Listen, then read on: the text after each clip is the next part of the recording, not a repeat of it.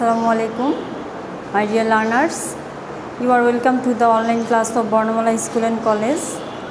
This English class is for the students of class 5. How are you, my dear students? I hope you are fine and safe by the grace of Almighty Allah. I am also fine. Today I will discuss rearranging words.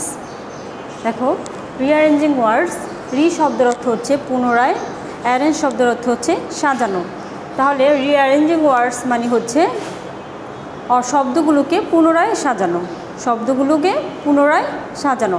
তার মানে তোমরা নিশ্চয়ই বুঝতে পেরেছো, শব্দগুলোকে যেহেতু পুনরায় সাজাতে হবে, তার মানে আমাদের যেই ওয়ার্ডসগুলো দেওয়া থাকবে সেগুলো কি থাকবে, এলোমেলোভাবে দেওয়া থাকবে। আর সেই এলোমেলো ওয়ার্ডসগুলোকে আমাদেরকে কী করতে হবে, পুনরায় সাজাতে হবে। তাহলে চলো আমরা দেখি, এখানে নাম্বার 12 অর্থাৎ 12 নং কোশ্চেনে তোমাদের রিঅ্যারেঞ্জিং ওয়ার্ডস আসে। দেখো এখানে rearrange the words in the appropriate order to make meaningful sentences. Rearranging the words অর্থাৎ শব্দগুলোকে পুনরায় সাজাও অর্থবহ নিয়মে একটি অর্থবহ বাক্য তৈরি করতে, মানে একটি পূর্ণাঙ্গ মিনিংফুল সেন্টেন্স তৈরি করার জন্য, অর্থাৎ একটি অর্থবহ বাক্য তৈরি করার জন্য শব্দগুলোকে পুনরায় যথোপযুক্ত নিয়মে সাজাও। যেই ওয়ার্ডসগুলো এলোমেলো ওয়ার্ডসগুলো দেওয়া থাকে, যেমন দেখো আমরা নাম্বার 1-এ কী আছে, library, is, near by, A, there.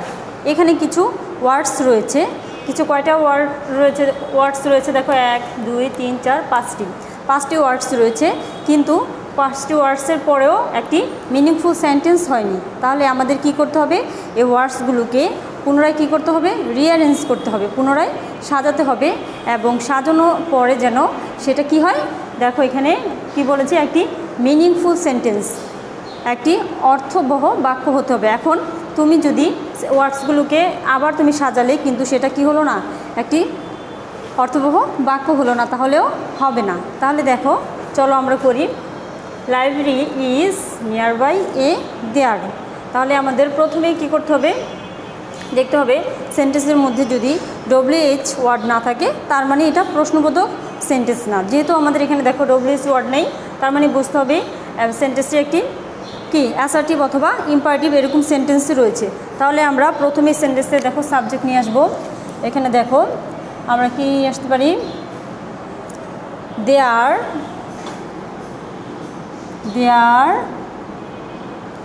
Is a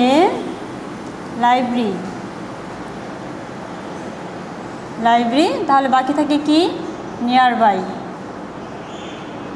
এবং সেন্টেন্সের পরে অবশ্যই একটা কী করতে হবে, যদি অ্যাসার্টিভ সেন্টেন্স, ইম্পারেটিভ এগুলো হয়, ইম্পারেটিভ সেন্টেন্স হয়, তাহলে একটি ফুল স্টপ দিতে হবে।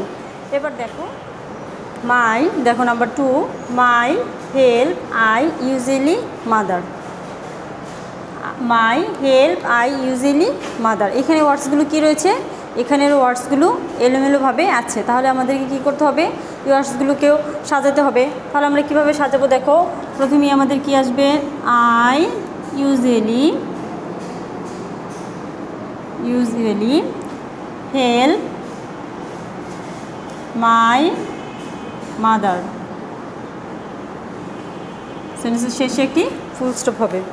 নাম্বার 3 দেখো, on the is supermarket corner the. তাহলে এখানে ওয়ার্ডসগুলো কি রয়েছে, এলোমেলো রয়েছে। তাহলে আমরা এটাকে কি করব, দ্য সেন্টেন্সের শুরুতে আমরা দেখো কি নিয়ে আসবো, দ্য সুপারমার্কেট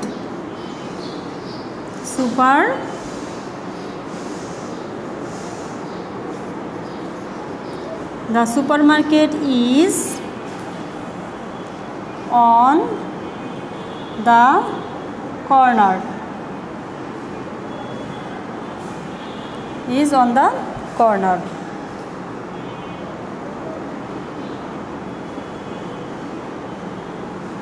নেক্সট দেখো number 4, dark was sky the. নিশ্চয়ই তোমরা আমার আগেই এটা করতে পেরেছো, কারণ এখানে দেখো মাত্র 4টি ওয়ার্ডস রয়েছে, ডার্ক, ওয়াজ, স্কাই, দ্য। তাহলে এটাকে আমরা কিভাবে সাজাবো, দেখো দ্য স্কাই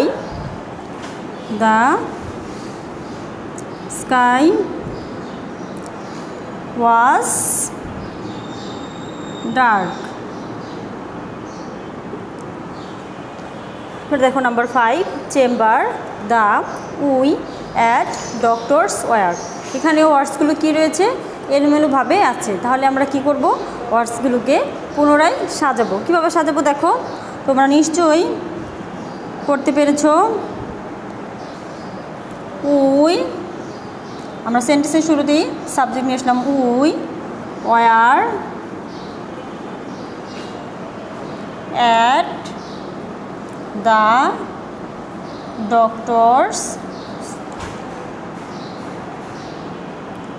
ডক্টরস চেম্বার।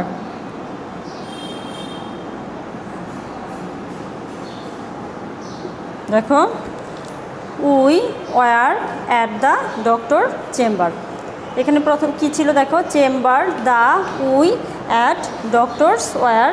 তাহলে এটাকে কী করবো, we were at the doctor's chamber হয়ে গেল। এবার দেখো number 6 and slipped for he hour.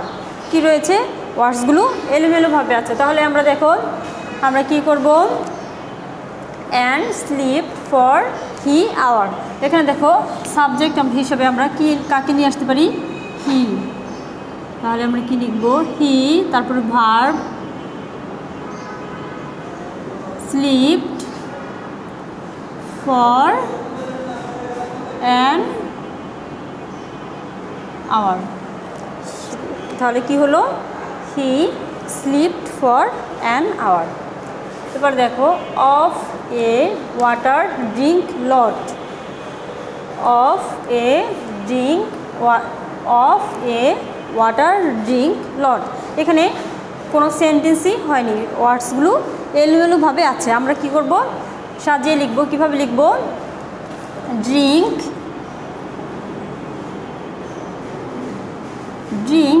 A lot of water। drink a lot of water। এবার দেখো number 8 teacher we our love. এখানে দেখো সেন্টেন্সটি ওয়ার্ডসগুলো কী রয়েছে, এলোমেলোভাবে আছে এবং মাত্র 4টি ওয়ার্ড রয়েছে, 1টি 2টি 3টি 4টি।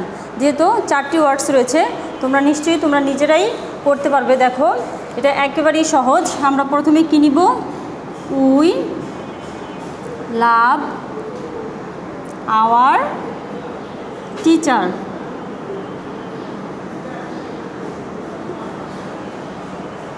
দেখো number 9 you going where are.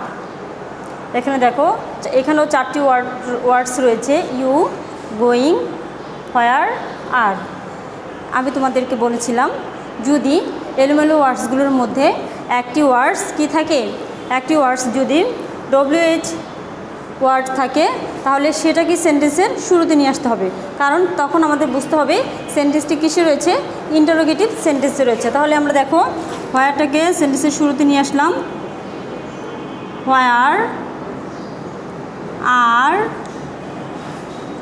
You going. এবং কি হবে, অবশ্যই সেন্টেন্সের পরে কি হবে, একটি প্রশ্নবোধক চিহ্ন হবে, where are you going, where are you going. এবার দেখো number 10 is Saikat class 5 in. Is Saikat class 5 in. তাহলে এই সেন্টেন্সটাকেও আমাদের কি করতে হবে, সাজাতে হবে। তাহলে আমরা দেখো যেহেতু নাম দেওয়া আছে তাহলে আমরা শুরুতেই সাবজেক্টকে বসিয়ে দিই, সৈকত ইজ ইন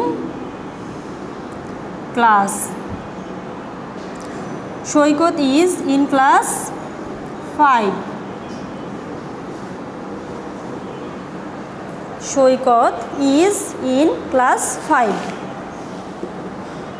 আমাদের দেখো কি ছিল, ইজ সৈকত ক্লাস 5 ইন। তাহলে আমরা এটাকে কি লিখলাম, সৈকত ইজ ইন ক্লাস 5। তাহলে আমাদের রিয়ারেঞ্জগুলো হলো আমরা দেখো তাহলে সৈকত ইজ ইন ক্লাস 5 আমাদের রিয়ারেঞ্জগুলো হয়ে গেল। এখন দেখো আমরা কি করেছি, রিঅ্যারেঞ্জিং ওয়ার্ডস, অর্থাৎ ওয়ার্ডসগুলো এলোমেলোভাবে দেওয়া থাকে, সেগুলোকে কি করতে হয়, পুনরায় সাজিয়ে লিখতে হয়। তোমাদের পরীক্ষায় যেভাবেই আসুক না কেন তোমরা কি করবে, ওয়ার্ডসগুলো প্রথমেই কি করবে, বারবার করে পড়তে হবে, অর্থাৎ এলোমেলো ওয়ার্ডসগুলো আমাদের কি করতে হবে, বারবার করে পড়তে হবে। এলোমেলো ওয়ার্ডসগুলো বারবার করে পড়ার পরে আমরা নিজেরাই বুঝতে পারবো কোন ওয়ার্ডটি সামনে বসবে, এবং তারপরে সেন্টেন্স শুরু করার জন্য আমাদের পরপর ওয়ার্ডসগুলোকে কি করতে হবে, অ্যাপ্রোপ্রিয়েট ওয়ার্ডে সাজাতে হবে। তাহলে আজকে এই পর্যন্তই, তোমাদের সাথে আবার পরবর্তী ক্লাসে দেখা হবে। ততদিন পর্যন্ত সবাই সুস্থ থেকো, ভালো থেকো, আল্লাহ হাফেজ।